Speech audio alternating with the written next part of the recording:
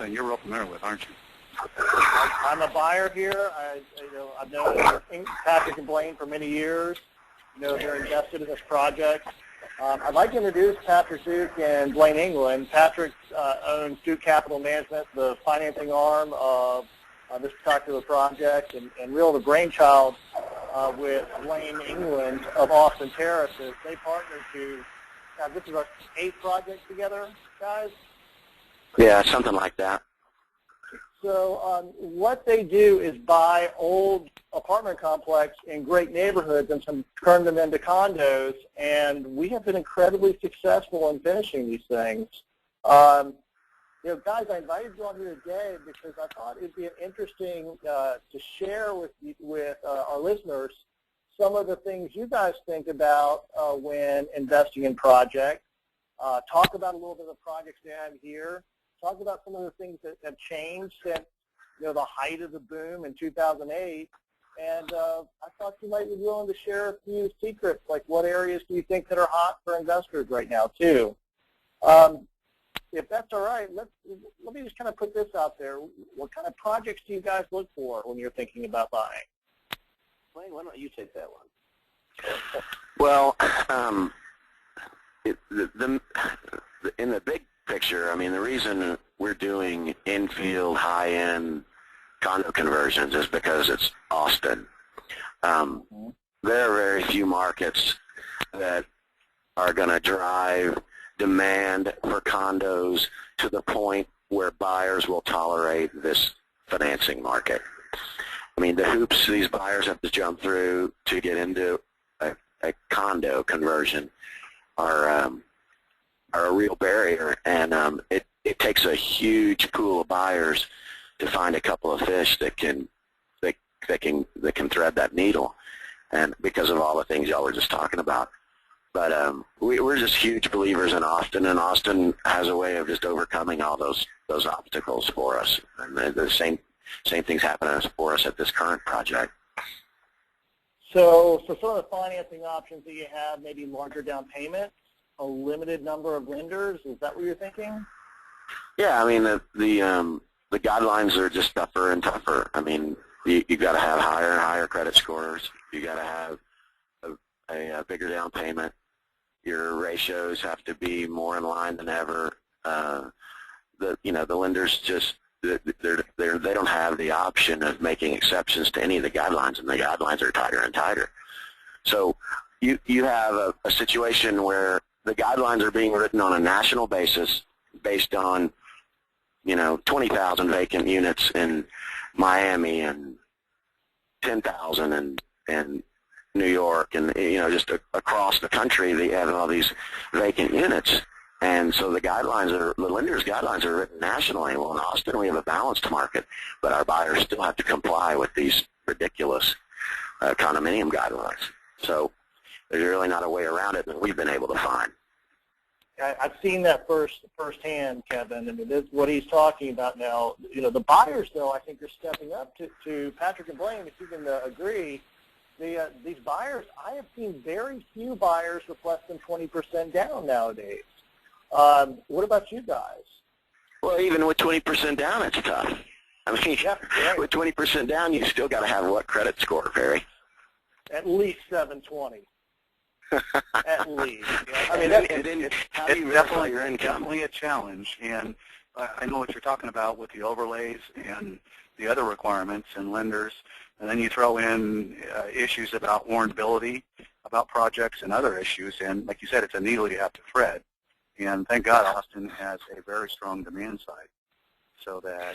Well, and then you got to have agents like Perry and knowledgeable lenders to even have a prayer. So you're exactly right what you said earlier. When these buyers come to town, they have to do their research and get some really knowledgeable people on their side up front if they even have a hope of, number one, getting the right property, and number two, getting through the lending process. I hadn't thought that we would talk a lot about lending today, but now that I'm thinking about it, one of the objectives that I think I see you guys handling that objection with is that you tend to have to put in more higher-end features into your products so that it attracts that higher end buyer. Do you agree on that? Well, I do. I mean, I do. You've got to. These, the buyers are very particular. It's a balanced market, though.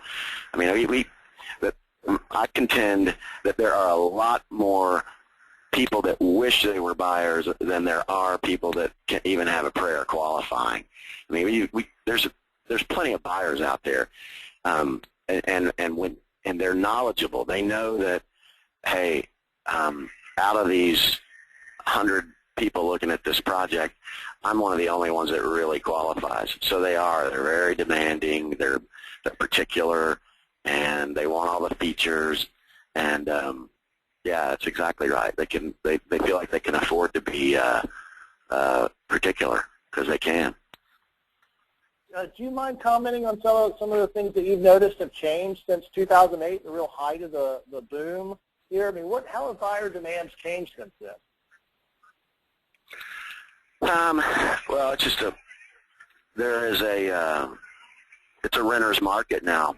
Yeah, we have thousands of transplants to Austin in the 20 and 30 something demographic every month, and these kids are coming in. Typically, they've got good education, they've got a little money in the bank, they've got marginal or decent credit. I'm just talking about the average. I call them kids, but they're knowledge workers, and they're confident that they can get a good job when they come here, and they're just taking a flyer on Austin and counting on finding the right job once they get here. The jobs are coming to Austin for these kids, not the other way around. And that's a paradigm shift that we just started seeing 5 or 6 years ago. It's really pretty evident now that the jobs are coming here because the kids are coming here. These kids are coming here and taking jobs in boot stores or waiting tables, with some of them with advanced degrees, and they just want to be in Austin. And so the companies realize that, and if they got to open a 10-person shop to build some software platform, they're choosing to do it here. Doesn't make big news. 10, 80,000 plus jobs is what's here, and another 10 there is what's driving this economy right now. Yeah. Well, that's been changed. What's changed is those buyers no longer qualify to buy with no money down and marginal credit. Their bosses might, or their parents might, but these kids are having to rent, and I haven't seen anyone come up with a solution to that problem yet. And inventory is way low downtown right now. Yeah, they don't have any options. They want to live down here. They have some money, they've got good income, but they can't buy here. Well, and that's going to be something where the mortgage channel tends to be slow to adjust. And Terry, you and I talked about that when we talked about that digital economy downtown, all those startups down there. They're absolutely targeting that audience. And you're right. I mean, I come from Silicon Valley originally, which is the land of the college graduate, high-tech knowledge worker. And they just show up there as well. Not so much anymore. I mean, it's still a strong market relative to the rest of California. But so I've experienced this before. And then if they end up working for a startup that gives them stock options and things like that, and it goes public or gets bought, they're able to actually then go purchase. And you see that effect, in spades in California, with each successive larger startup. And that's what's been missing here, because we haven't had a lot of that. But if that starts to happen, you're going to see the market really take off. Because of Facebook flop. Yep. Patrick, did you have any thoughts you want to comment on that? Some of the buyer changes or demands changing? Well, I think that Blaine is really on the target there when he talks about the financing being an issue. And we've had clients that came out that had credit scores in the 800 and 20% down, and just because it's going into the condo market, the bank was hesitant to do a loan for people that are in their 800s in the credit score. And he's certainly correct when he's talking about the number of people that are coming to Austin because it's such a dynamic market. It's not uncommon because I live out on the lake. It's very common for me to eat dinner downtown while we're working, and it's very it's very common to find that the people that are waiting are waiting on us at night are highly educated, have master's degrees, or have come from very good schools that have moved to Austin without having jobs. And that's a really unique thing when you realize how dynamic the Austin marketplace is. So we're really happy. Well, I'll give you a perfect example, too, of how ridiculous the guidelines are. Here's right in our backyard. There's a girl living in this complex. Good job. Basically worked for the same company for 3 years. She's paying way more in rent right now to us than her payment will be, including the HOA, if she could buy. She even has 10%, somewhere between 10 and 20% to put down. Can't buy the unit she lives in because she's a contract labor. You can explain it, Perry, but she can't buy because that's not documentable income. Is that not correct, Perry? Yeah, no W-2. I mean, versus a 1099. I mean, back in the old days, just 3 years of solid work with an extended contract showing that she has the time. It just doesn't make sense to me as a seller. No, or her as a buyer. Yeah. I mean, it's geez. Well, I mean, my experience, and I've been in the real estate business since 1986, is that all these business cycles and shifts go like a pendulum, and they go too far one way or the other, and we're still stuck too far in the overly conservative side of things, and that's my comment about the Fed and them even being willing to purchase all these securities in the mortgage business. It's not going to necessarily help things right away because it'll take a while for these lenders, and the Fed would have to accept a lower level of the underwriting standards and overlays in order for these things to loosen up, and it'll take a while for that to all work out. My experience has been it's usually an 18 to 24 month sort of draw down or draw up, and this is what you saw when things started to crash. The lenders first adjusted a little bit, and then out came when Fannie and Freddie got taken back by the government. It became a huge overlay model where it got ridiculous. And even beyond what they were doing, you got the big lenders putting their overlays on top of that. And so I think it's interesting. I do agree, just kind of bringing this back to the real estate side of things, that projects like the Terraces projects like you guys are doing, and we got some now for people who are listening and watching the video up on the screen. We got 4 of your projects up there. I do think these infill projects are going to be where it's at because people want the convenience of living close in, and Barry, you know this. Absolutely. And they want access. They want the walkability. They want the live-work type of proximity where they don't have to get in and commute, especially the demographics we're talking about. They don't want to go out in suburbia. It would be basically their last choice to go buy in a giant subdivision. Right. I think what you're saying is so accurate that we have somebody that is in our current project on Shoal Creek, that married couple, 3 children, and don't own a car. Right. And they do everything from shopping at Whole Foods, which is just a couple blocks away from our project, to everything that they do. He rides his bicycle to work, and they do everything together, literally. 4 Seasons. Yeah. So, I mean, he's making really good income. It's not that they can't afford a car. They certainly can. They choose not to because the downtown lifestyle is so open. I mean, everything is within a few blocks of great restaurants, to Austin's live music, of course, to you name it. It's all right there and available. And they walk everywhere. So when you see a family of 5 going everywhere and it's their personal choice to not have a car, I think that those things are pretty indicative of how successful they've been in keeping the downtown Austin nightlife and landscape alive.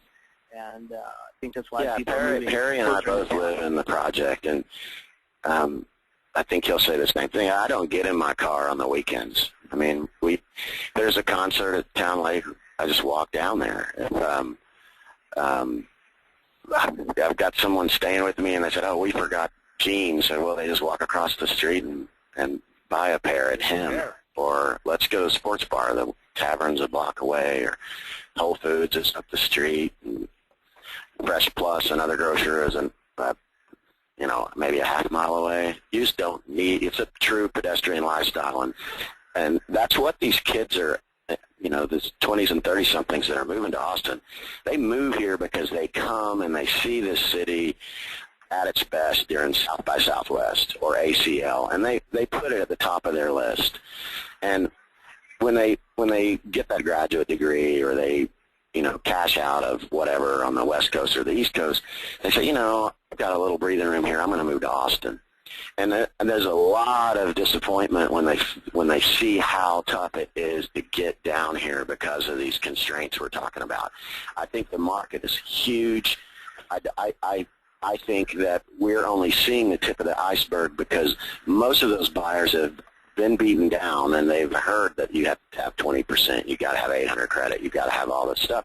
They're not even trying to buy, and so I think it's a bigger problem than we even realize. And the reason I'm confident in that is I guess we're on our 7th one of these, and I've seen how many buyers were coming into this market and renting versus buying 5 years ago. This goes back to your question, Perry.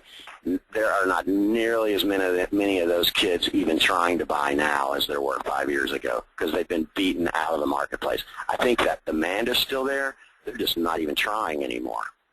Right. It's crazy, isn't it? It's aggravating for them. It's frustrating because all the things are all moving parts. And I think when my expectation, this is more of a medium-term thing, is if you look through that window of 2015, if the Fed is at the back end of the mortgage channel, once they figure out how to get unless the economy runs off the rails, if they loosen things up a little bit, people have to know somebody else. There's a friend, there's a coworker that says, you know what, it's not that hard anymore. Call this mortgage broker, or I bought here. Go talk to them. You can buy too. And it's the word of mouth in that audience that's going to cause them to start to take off.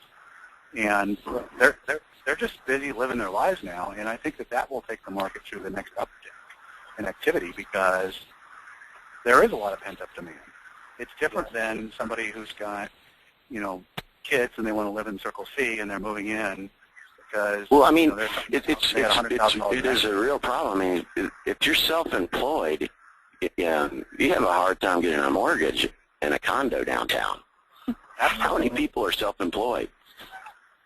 Oh, there's a ton of them. The people that I see buying in suburban areas like Circle C, a lot of them are selling another property. They've got a mortgage history. They're transferring from one job to the same industry. They, frankly, in a lot of cases, could pay cash for the house. And they're just coming in, and that is the no-brainer product that the mortgage channel likes to produce. And it's it's the unfair bias against self-employed early tenure workers that they've overcorrected on. And if you overlay that with condos, because of condo challenges in other parts of the world, like Miami and other places, they're hyper sensitive to condo issues when they don't really understand the Austin or Texas markets. Yeah, exactly. I think that that's so strong in what you're saying. I'll kind of put it in perspective because it makes me laugh every day. We have literally $20 million worth of mortgages out right now, different projects, and we own, of course, the project we're developing. But if I walked into a bank right now, because I am self-employed, even though we own it, I probably wouldn't qualify to buy one of my own condo units that we already own. Yeah. Yeah, me neither. I would not. I basically have to pay cash to own in my own project. We already own. Absolutely. And so, before we get into a little bit of market overview, Perry, do you want to say anything about these 4 terraces, the current projects, before we get off of this slide? Well, they're all different and unique, and they all are in different neighborhoods. South, we have one in 78704, we have one in Tarrytown, one in Clarksville, and of course Terrace on Shoal Creek, which is downtown, which takes to the northwest area, downtown.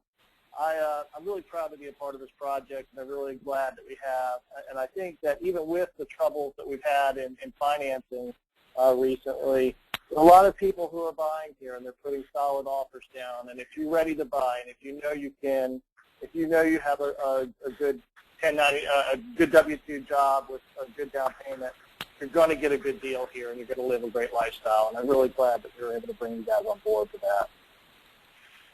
Good.